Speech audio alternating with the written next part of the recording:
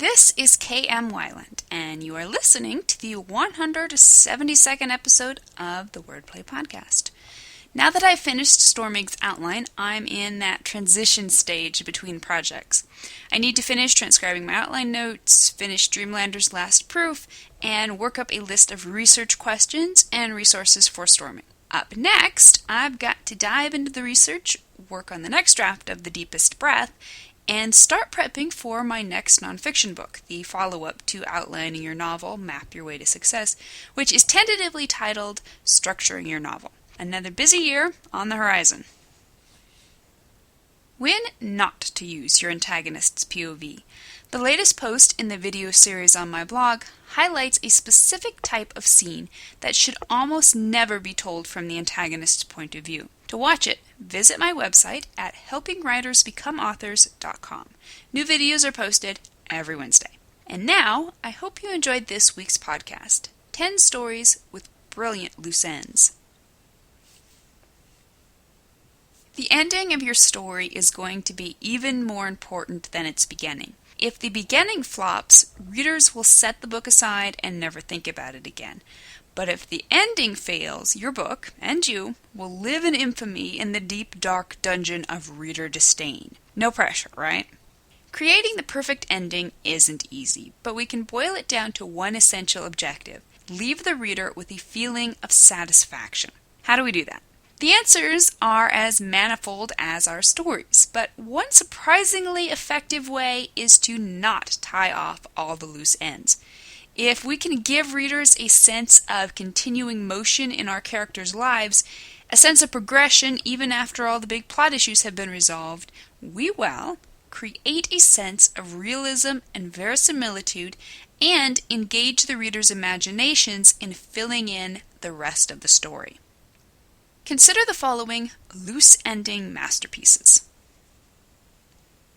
1. The kid ends just as the protagonist is about to make up with the woman who will become his wife. We don't see him apologize for his mistakes. We don't see her forgive him. We don't see their next step into the future. But we don't need to.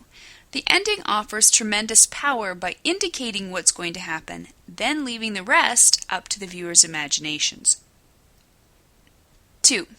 Roman Holiday gives us a beautifully bittersweet sense of realism in its final scene, which shows the hero walking away from the woman he loves and whom he can never be with. The ending is final. Their romance is over, but viewers understand that life goes on for both these characters, and we're allowed the freedom to speculate about just how that life goes on for both of them. 3.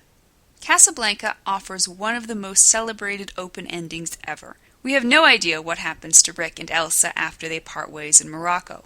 The plot details are all nicely tied up, and the characters' future courses are indicated, but where they go from there is entirely left up to the viewers, and that's the beauty of it. The Great Escape offers more closure than some of the other stories on our list, simply because it's based on actual events. But even if viewers look up the particulars of the real lives upon which the characters were based, they're still allowed the opportunity to savor the fact that the plot's tragedies and triumphs continue well beyond the scope of the film itself. 5. The movie Master and Commander, like the Aubrey Maturin series on which it's based, gives viewers an ending so open-ended that it almost doesn't work. In many ways, its ending is really the beginning of a new story entirely. But isn't that what every ending is?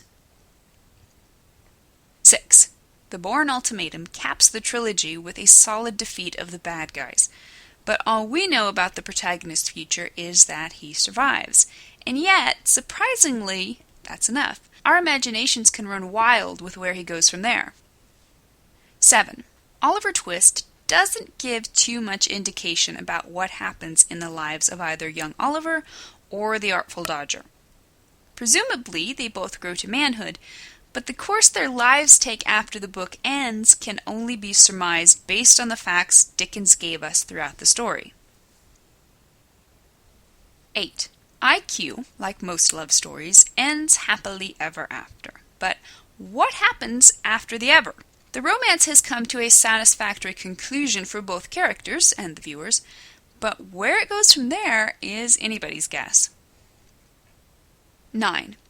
In the 1969 adaptation of True Grit, my favorite presentation of the story, the plot details are all nicely wrapped up, but the relationship between the two main characters isn't quite resolved.